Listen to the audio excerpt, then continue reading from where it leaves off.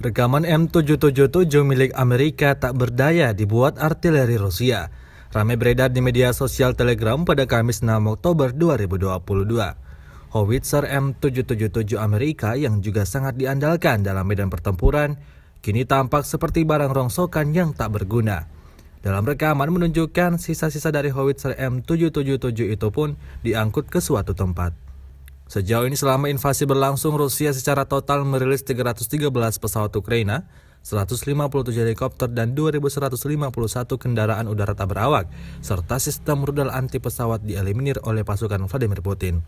Sementara itu dari kubu Kiev, Kementerian Pertahanan Ukraina melaporkan 200 tentara Rusia dieliminir dalam sehari terakhir.